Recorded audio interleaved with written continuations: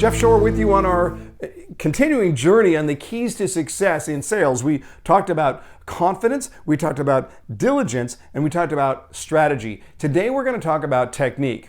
And I put this in line after those things because it's important when you look at those first three things, confidence, diligence, and strategy. Those are all mindsets. Those are making sure that your head is on straight before you move forward. And it's very important that our mind is right before we start thinking about how we execute. But today we're going to talk about technique. We're going to talk about how we take those mindsets and drive them into proper technique.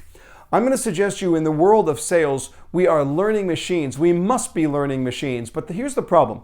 Early on in sales, do you remember how you learned and grew so fast by necessity? Because there was so much that you didn't know. So you'd say something and it turned out to be wrong, or somebody asked a question and you didn't know how to answer. So what happens? You're scrambling to try and figure it out. You're asking people, you're researching on the web, you're doing what you need to do in order to get smart. Well, here's the problem, and I see this over and over again. So many salespeople plateau. They learn as much as they need to be able to answer most of the questions, and then they stop growing. But the problem here is that their technique itself might be at a stage of good, but it's not great. You see, the difference between being good at your technique and great at your technique, it involves a very specific plan. In fact, it involves two things that many salespeople find very difficult. It involves vulnerability, and it involves a willingness to fail. Let me tell you on both of those. First of all, with vulnerability. If I want to grow my technique, I have to be open and honest and vulnerable about my technique. I have to be in that position where I can look at it and say, I am willing to be coached. I'm willing to be honest with myself. I'm willing to critique myself and to have others critique me.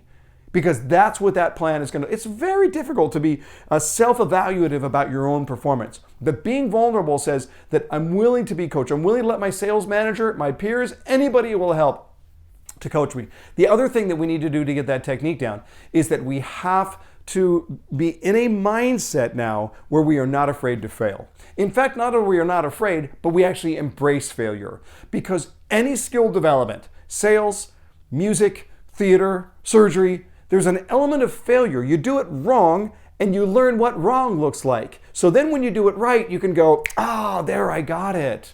Too many salespeople, they get into this habit here when they're developing their skills of wanting to avoid failure. So what do? They stay with what is good, right? Here's my performance level. It's good. It's never going to be great because in order to be great, you have to fail. You have to be willing to do the things to fail in order to be great. So I want to just suggest you here that if you can look at that for your own technique, be vulnerable about what you need to change and then be willing to fail. And when you do those things together, your technique will get better and better and better. You will go from good to great to mastery, and then you'll change someone's world.